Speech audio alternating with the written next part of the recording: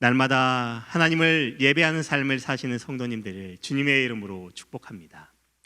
오늘 아침에 함께 나눌 말씀 제가 봉독하겠습니다. 느헤미야 11장 7절에서 14절까지입니다. 거룩하신 하나님의 말씀입니다. 베냐민의 자손은 살루이니 그는 무슬람의 아들이요 요엣의 손자요 부다야의 증손이요 골라야의 현손이요 마아세야의 5대손이요 이디엘의 6대손이요 여사야의 7대손이며 그 다음은 갑배와 살레 등이니 모두 928명이라.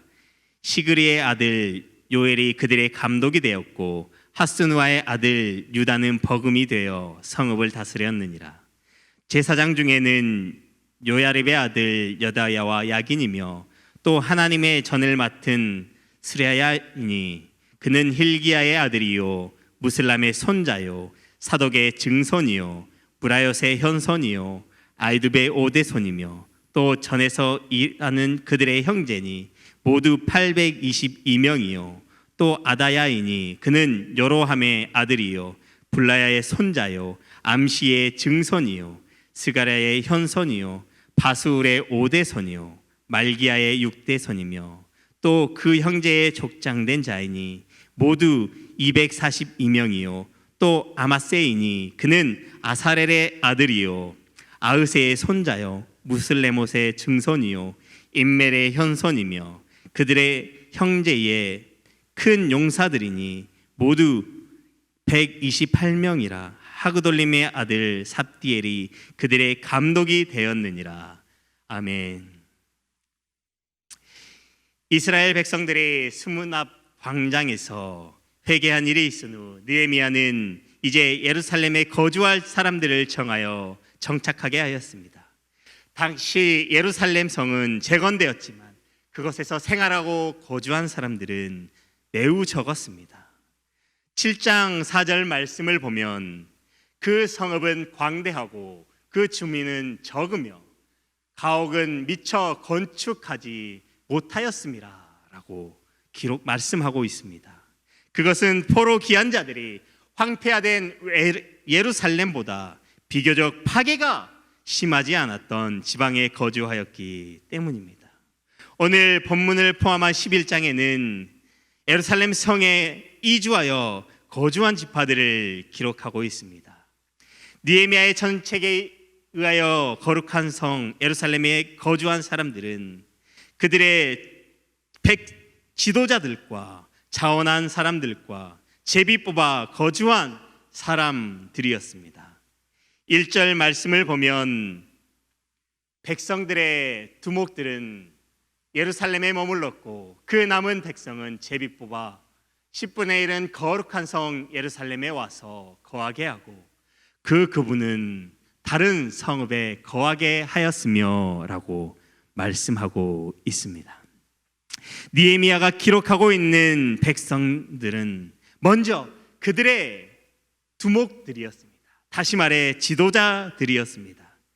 그 지도자들의 족보를 자세하게 기록하여 그들을 칭찬하고 그들의 조상이 누구였는가를 기록하고 있습니다.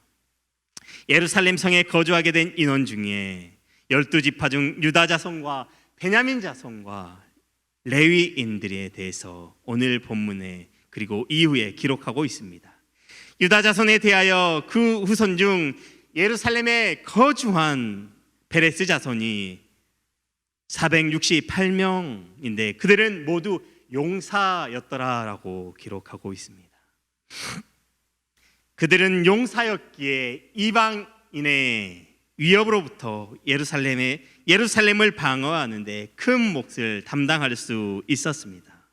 그들이 거주하게 된 것은 그 예루살렘을 방어하고 또한 회복시키고자 하는 하나님의 성으로서의 모습을 갖추게 하고자 하는 하나님의 섭리가 그 안에 있었습니다. 그리고 베냐민 지파에 대하여 기록하고 있습니다. 왜 이곳에서 베냐민 지파를 기록하고 있습니까? 본래 예루살렘은 베냐민 지파의 기업이었습니다. 베냐민 지파가 기업 분배 당시에 베냐민 지파에게 분배된 땅이었습니다. 그러나 베냐민 지파가 이 땅에 거하면서 하나님께서 명하셨던 이방 족속, 여부스 족속을 쫓아내지 못하고 그들과 함께 동거할 때에 유다 지파인 다윗이 그들을 쫓아내고 이스라엘의 수도를 예루살렘으로 삼음으로써 자연스럽게 유다의 지파의 기업인 것처럼 되고 말았습니다. 하지만 포로 귀환 후 예루살렘 성이 재건되고 베냐민 자손들이 기업을 다시 차지하게 되었습니다. 베냐민 지파가 이스라엘 수도인 예루살렘의 핵심 세력이 된 것은 매우 중요한 사실입니다. 베냐민 지파는 본래 많은 문제를 가지고 있었습니다.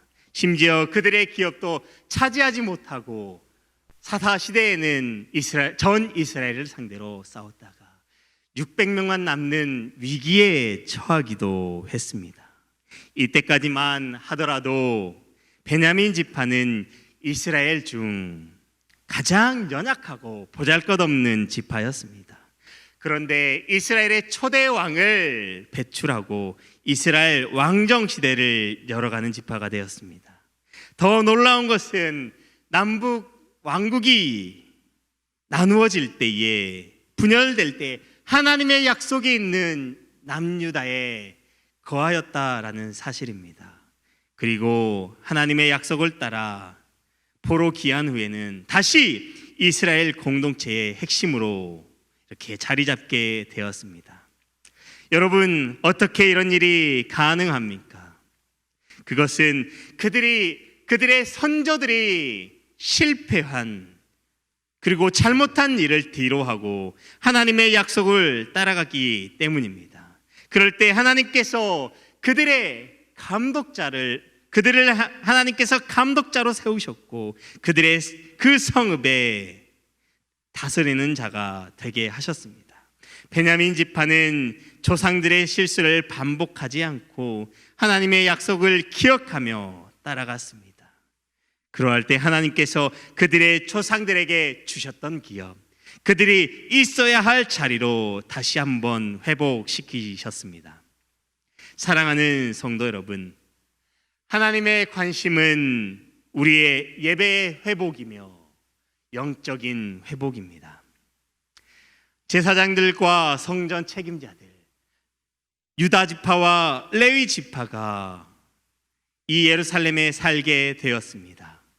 이들은 성전을 지키고 제사를 회복하기 위해 하나님의 약속을 기억하며 자원했습니다.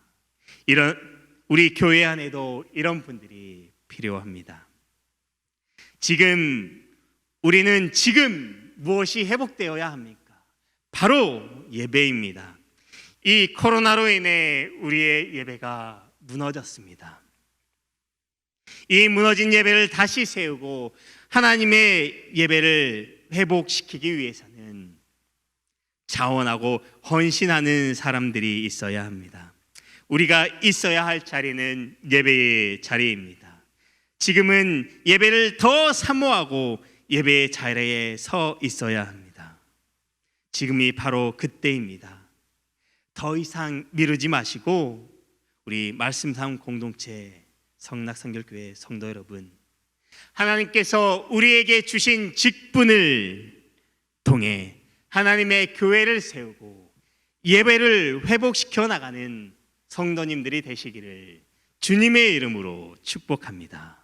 다 함께 기도하겠습니다. 살아계신 하나님 아버지, 하나님의 관심은 예배의 회복이고 영적인 일에 있음을 깨닫습니다. 무너진 우리의 삶의 예배가 회복되게 하시고 영적인 삶을 살게 하옵소서. 오늘의 삶도 하나님께 영광 올리는 거룩한 하루가 되게 하옵소서. 구원자 되신 예수 그리스도의 이름으로 기도드립니다. 아멘.